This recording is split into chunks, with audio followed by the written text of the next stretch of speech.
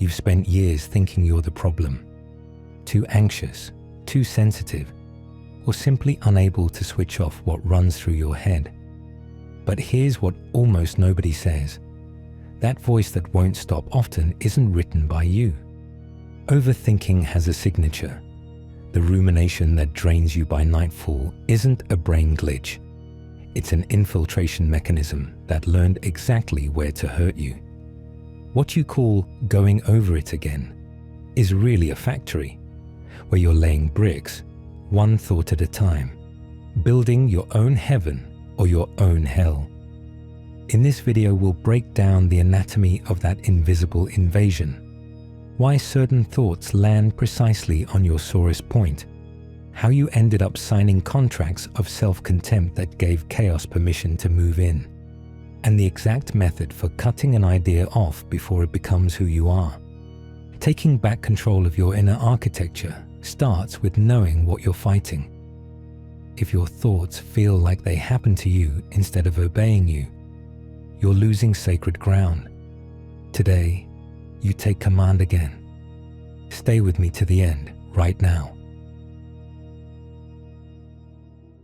You open your eyes and, before your brain has properly woken up, you already feel late for something. You reach for your phone and within a minute, you're comparing your life to someone else's highlight reel. That small sting of envy when you see a holiday photo or a career win isn't trivial. It's the opening move in a fight you don't even realize you're in. You get up with a weight in your chest that has nothing to do with sleep. It comes from the judgments and comparisons you've already made before your feet touch the floor, as if your mind starts scoring the day before it begins. You step outside and the world seems designed to irritate you. In traffic, every car that cuts in feels like a personal insult. You grip the wheel and, as you swear silently at the driver beside you, an inner voice tells you you're different, that you have standards, that you have values, and everyone else is simply ignorant and in your way. That flash of moral superiority is the day's first trap. It's how the mind justifies bitterness, convincing you your anger is valid because other people are incompetent. For a moment, rage feels like proof you're right. You arrive at work and the noise continues. You find yourself joining in with criticism of a colleague, not because you believe it, but because you're afraid that if you stay quiet, you'll be the next target. You laugh at remarks that, privately, feel cruel, and you tell yourself it's necessary to survive the atmosphere. But the real fracture begins when you start reading everyone's gestures. A friend doesn't greet you with the usual warmth. Someone takes hours to reply to a message. Your mind starts manufacturing a story of invented offenses, filling in blanks with suspicion. You decide they must be annoyed with you, plotting something, or simply no longer bothered. You spend hours chewing on a silence that probably means nothing, yet inside you've already declared war, rehearsing arguments in your head against people who may not even know there's a problem. By the end of the day, you feel drained, hollow. You blame the workload, the city noise, the pressure of responsibility. But the truth is harsher. The exhaustion didn't come from what you did. It came from what you allowed to multiply inside your head.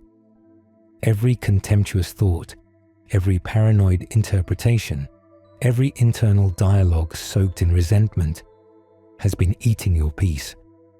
You don't arrive at night empty because your body worked too hard, but because you let so much noise in and kept feeding it with attention until it felt like truth. This is the daily battlefield. It isn't mystical, floating above real life. It happens when someone ignores you in the corridor and you decide what it means. The fight doesn't begin in the street. It begins in the exact way you think. If you don't see that the war starts in your interpretation of small events, you'll stay a prisoner of your reactions. What we're about to unpack is how that noise isn't just stress. It's the root of a deeper conflict, and it's shaping who you become, one thought at a time, until the voice in your head starts sounding like you. We often think thoughts are just clouds drifting across the sky of the mind, but every idea you host is building the house you'll have to live in. Thought isn't invisible. It's construction material. It lays beams, bricks, and wiring. Leave the site unattended and anything can be built there, by you or by whatever wanders in. Sampasios put it plainly, the mind works like a factory. What matters most isn't what arrives from outside, but how the inner machinery is set up to receive it. If your system is well calibrated, you can take an insult, damaged raw material, and refine it into something valuable like patience. But if the machine is faulty, even a sincere compliment turns to poison through pride or suspicion. John Milton said the mind has the power to make a heaven of hell, or a hell of heaven. That happens because thought never stays in imagination. It always tries to become real. Everything begins as a suggestion, something that enters your head uninvited, like a gust of wind. The appearance of the thought isn't the problem. The real danger is the consent you give it. Consent is the hinge. Once you agree, the thought stops knocking and settles. Once you accept it and start talking with it, it quickly translates into your words and your everyday actions. Repeat that action and you get habit. Over time, habit becomes character, and character shapes destiny. What is a small bitter rumination today, why no one values you at work, can become a resentful, difficult personality tomorrow. The way you look at other people keeps this inner production running. You can choose to see a stranger as someone carrying their own pain, which elevates your inner state. Or you can see them as an obstacle wasting your time in a queue, which degrades you. Here is the vital point. Not everything that crosses your mind belongs to you. Many thoughts are intruders knocking at your door with bad intentions, but they only gain power if you open the door and offer them a seat at your table. You are not responsible for the first impression, but you are responsible for what you do with it. Hard things will keep happening in the world. The real difference is how you process them. If you feed complaint and constant judgment, you're building the walls of your own inner cell. But if you make your mind a place of order and purpose, nothing outside can destroy your peace. Who you are today is the direct result of the thoughts you chose not to throw out yesterday. Tomorrow is being formed right now, in the silence of what you decide to believe, and in the quality of the ideas you choose to protect. You're sitting in silence and suddenly a thought hits you. You didn't invite it, yet there it is, taking up space. The first step towards peace is to understand that the mind isn't a sealed room, it's an open field. Sometimes it feels as if you're not the one thinking at all, but that thought simply happened to you, like your mind is a public lounge where anyone can walk in without knocking. We lose freedom the moment we assume every inner voice carries our signature and therefore deserves our attention. But ancient tradition and psychology agree on something essential. Not everything that appears in your head is you. The mind works like a receiver, picking up different frequencies, and learning to tell those voices apart is the difference between owning your house and being held hostage inside it. So let's look at the mechanics of this infiltration. It isn't random. It tends to follow a 4-step process worth memorizing. It begins with provocation. You receive a short message and instantly suspicion rises. They're annoyed with me. You haven't failed here. It's just a stimulus tapping at your door. The danger starts in the second step, conjunction. That's the moment you choose to open the door and speak with a thought. You replay past conversations looking for evidence that you're right. If the thought says, "No one values you," and you answer, "Exactly, after everything I've sacrificed," you've let the intruder in. You've stopped observing it and started cooperating with it. Feed that conversation and you reach consent. You accept the narrative as if it were truth. You no longer say, "I'm having an angry thought." You say, "I'm angry and I have good reasons." At that point, the poison no longer feels foreign. It feels like part of you. Repeat the cycle often enough and it hardens into passion. An automatic habit you can't easily stop. It becomes an addiction to rage, sadness, or resentment, triggered by almost anything. The Stoics call the initial impulse the first movement. It's that split second of raw reaction, the jolt, the sting, the sudden flare. You can't prevent the spark of the first movement, but you can prevent the fire if you stop blowing on it during conjunction. The power is in the space you create between what you feel and what you decide to do with it. This is where discernment enters. Discernment means stopping at the threshold and asking, where is this coming from? And where is it trying to take me? Some thoughts come from tiredness or physical need. Others come from old wounds that still distort how you read the present. And some arrive like external attacks, suggestions that strike precisely at your weak point. They don't land by accident. They hit where you're already vulnerable. If a thought divides you, traps you, fills you with sterile sadness, or cuts you off from other people, it isn't coming from the light. It's interference designed to pull you out of center. Learning to recognize the signature of what is speaking is the most important step if you don't want to live deceived by your own mind. Watching your thoughts as if they were strangers passing your window is the first act of real inner rebellion. If you catch the provocation as it happens, before you enter the conversation, the thought loses fuel. It stays outside, knocking on a door you no longer open. The battle isn't won by trying to empty the mind, but by choosing who you will dialogue with inside it. Your freedom doesn't depend on what you feel. It depends on which thoughts you grant the right to represent you. Peace is protected by recognizing the intruder before it convinces you that its voice is you. There's a word we use for evil whose root describes, with brutal precision, what happens in your head when rumination takes over, the diabolical. In its Greek origin, diabolos means the one who divides. The opposite is the symbolic, that which joins, unifies, and integrates. When overthinking traps you, the first thing that appears is disconnection. You begin to feel separated from other people, from your purpose, and, most of all, from yourself. That's why those thoughts feel like an inner war. The division isn't a side effect, it's the aim, to split your unity from the inside, so you become easier to break. The darkest point of this battle is what we can call the contract of self-hatred. Everyone knows that inner voice which, disguised as self-criticism, humiliates you. I'm useless. I'll never change.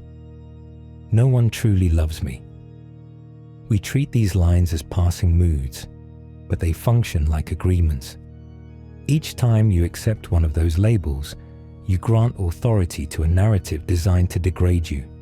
It's like opening your own fortress and saying, "Come in, you're right about me."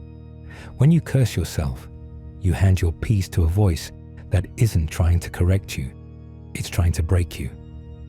This infiltration follows a precise logic. Negative thoughts don't enter at random. They look for compatibility with your wounds. If you carry a wound of abandonment, suspicious thoughts about your partner or friends find fertile ground. If you carry pride or insecurity, contempt for others can feel natural. The enemy doesn't invent the crack. It finds it and exploits it. It identifies the driest place inside you and brings fire. That is why certain ideas sound so convincing. They don't land on empty space. They land on pain that was already waiting for an explanation. Here projection enters. Much of the judgment you throw outward is a reflection of something you can't bear to see in yourself. If you despise weakness in others, perhaps you haven't made peace with your own fragility. If someone else's arrogance irritates you, you may be reacting to a wound in your own pride. The other person becomes a screen onto which you project what you reject in yourself. Meanwhile, you suffer more from what you imagine others think than from what is actually happening. You ruminate on silences, gestures, delayed replies, cold tones that may mean nothing. You're so busy defending yourself from invented offenses that you miss the real conflict. You've allowed a hostile voice to sit at the center of your mind and tell you who you are. Breaking these contracts requires radical honesty. It means refusing to feed self-contempt and recognizing that every time you treat yourself with cruelty, you lose territory inside yourself. You cannot win an inner battle while believing the voice that humiliates you. The first step back to unity is to cancel those agreements. Stop accusing yourself and start guarding the door again. Anything that divides you, degrades you, or pushes you towards self-hatred does not deserve a seat at your table.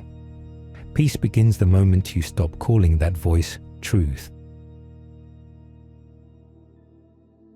Once you've noticed there are intruders in your mind and that you've been signing contracts of self-contempt without realizing it, the next question is how to retake control of your own fortress. It isn't enough to wish the thoughts away. Overthinking doesn't surrender to passivity or good intentions. You need a method. Left unchecked, it doesn't just comment on life. It steers it hour by hour and sets your mood daily. Veterans of this inner war, like Evagrius Ponticus, knew the most dangerous moment is the brief second of hesitation when a thought throws out its first hook. So he proposed a discipline that remains essential. Antiresis, the art of answering back. It means refusing to let an intrusive thought finish building its story. If a voice says, "No one values you here," you don't sit in silence chewing on the bitterness. You answer immediately with a truth that contradicts it. This isn't a long argument or a philosophical debate. It's a clean cut. You use words like a blade, separating the lie from what is real. Christ in the desert didn't negotiate with temptation. He cut it off with the authority of Scripture. That is the pattern. The key is speed. Answer at once before the thought settles, because delay is how it roots itself deeply. Prepare replies for your specific weaknesses. If envy is your weak point, answer with active gratitude. If anger is the trigger, answer with a sentence that gives the other person the benefit of the doubt before you justify yourself. Alongside answering back, the arsenal includes brief prayer and steady watchfulness. Short invocations like the Jesus Prayer or the disciplined use of the Rosary act as a guard for consciousness. They aren't empty rites. They keep attention fixed on what lifts you rather than what degrades you. The name of Jesus and the Psalms carry an authority an intrusive thought can't easily ignore. When the inner storm rises and chaos presses in, repeating a short truth prevents conjunction, the toxic chat with the intruder, from taking hold. You reclaim the center before another voice occupies it. But here is the most important warning: the danger of the empty house. It isn't enough to expel one dark thought or abandon one mental habit that harmed you. If you sweep the mind and leave it vacant, the vacancy invites the noise back with greater force. Ancient wisdom says that if you clean the house but do not invite the sacred to dwell there, what was expelled returns with 7 more aggressive companions. In practice, that means you must replace each dark thought with something that has weight, light, and purpose. Otherwise, the cleared space becomes a corridor for the visitors, returning louder, and you call it my mind again. Filling the house means practicing a generous rereading of reality. If someone treats you badly or ignores you, instead of ruminating on revenge or nursing the wound, you fill the space with, "Perhaps they're fighting a battle I can't see." You replace the poison before it spreads. Deep reading, study of texts that raise you, and steady meditation keep the inner fortress staffed by faithful guards. The goal isn't only a quiet mind, but a mind so full of light and direction that dark thoughts cannot find a single corner to hide or take root. Sometimes we imagine the desert monks had it easier because they lived in silence.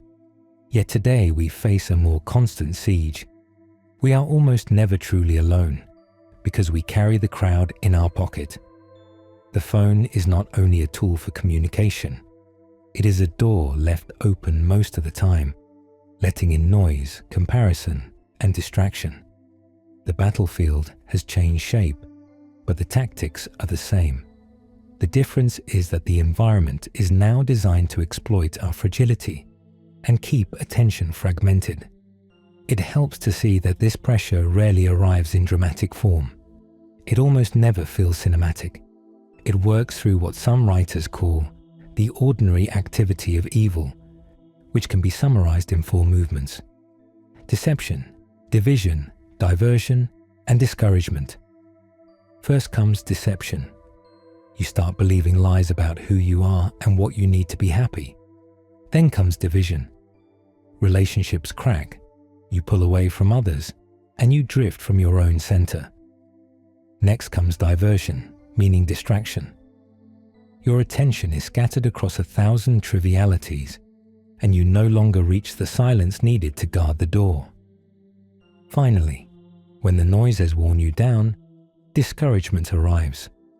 The voice that says there is no point fighting, nothing will change, and you may as well give up. Added to this is an old enemy the tradition called Akidia, the noonday demon. It is spiritual heaviness, a deep unwillingness that we now label burnout or saturation. It is the feeling of being empty even when, on paper, you lack nothing. It is inner paralysis caused by overstimulation and the loss of a higher purpose. In the digital age, Akidia feeds on endless scrolling. We try to fill the void with quick dopamine, but we only weaken the will and become more vulnerable to intrusive thoughts. It is not that there are more enemies than before. It is that we live with far less discipline. We have torn down most of the walls that used to protect interior life. Modern indiscipline is the crack in the armor through which overthinking enters. The enemy has not needed to become stronger. It has only needed to find a mind that is more tired, more distracted, and less trained to resist. Yet in the middle of the siege, there is a hopeful truth. The louder the world becomes, the more precious it is to recover silence. Living now can be a rare opportunity for holiness, because peace today demands a discipline that borders on heroism. Resistance begins by reclaiming control of attention, closing needless portals, and accepting that peace is not something the world will hand you. It is something you must defend. The war is constant, but so is the strength available when you refuse to remain a passive spectator of your own inner erosion. Each small act of vigilance is a step back towards yourself, and with practice the mind quietens, not by accident, but by chosen, disciplined attention every day. This journey does not end with a calm mind, but with a changed heart. Everything we have covered, the daily noise, the thought factory, the infiltration, and the tools of defense, loses its meaning if the goal is only to feel a little better. The real aim is freedom, but not the shallow version the world sells. We are told freedom means doing whatever we feel, following every impulse, giving ourselves to whatever we fancy in the moment. That is not freedom. If you obey every thought that crosses your mind, you are not free. You are ruled by a story you often did not write.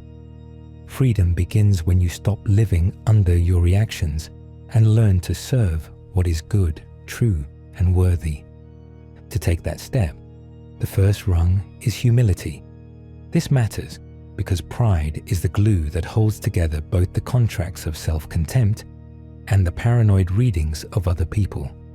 As long as you believe you can win this war through sheer willpower, cleverness, or analysis, you will end up exhausted. Humility is not self-hatred, and it is not making yourself smaller than others. It is facing the truth. You need help. You do not always see clearly, and you cannot carry everything inside you alone. Here is the piece most of us avoid: confession. When you bring into the light what you hid, when you name your thoughts, your falls, and your shame before an authority that can guide you, a spiritual father, a serious mentor, someone with real maturity, the power of evil begins to weaken. Darkness thrives in secrecy. It feeds on what is never spoken, on what rots in silence. The moment you expose it, it loses force. Confession breaks the alliance between shame and shadow. You are no longer alone with the noise. You are no longer trapped in the monologue of your mind. In this work, suffering is inevitable, but it does not have to be wasted. Think of the two thieves crucified beside Christ. They endured the same pain, the same humiliation, the same powerlessness. Yet one used suffering to harden, to curse, and to sink deeper into resentment. The other used it to see clearly, to admit the truth, and to ask for mercy. The scene shows something essential. Suffering by itself does not purify. What transforms you is how you answer it. Every wound you pass through without hatred, every dark thought you refuse to feed, every injustice you do not turn into poison, draws you closer to inner unity. And then comes forgiveness. Forgiveness is not a sweet feeling or a spontaneous emotion. It is a deep decision. It is refusing to keep collecting a debt the other person can never repay. As long as you cling to rancor, you keep the dark factory running. When you forgive, you do not always free the other first. You free yourself. That release makes room for something higher. The ancients called that destination theosis, not becoming a god, but letting the divine dwell within you and transfigure you from the inside. The aim is not only to defend yourself from evil, but to become able to love cleanly. This daily spiritual war is not won once and for all. It is won each morning when you wake. It is won when you choose not to answer an insult with another. It is won when you prefer truth to deception, vigilance to scattering, and forgiveness to resentment. Put on the whole armor of God today. We do not wrestle against flesh and blood, but against forces that try to break your unity. And remember, you are not abandoned in this fight. Peace is not an empty mind, but a full soul. That is the point. And that concludes our video. If you enjoyed the content as much as we did, don't forget to subscribe so you don't miss a single episode. Leave a comment below. We'd love to hear your feedback and suggestions for future videos. And don't forget to turn on notifications to stay up to date with all our updates. Thanks for being part of our community. See you in the next video.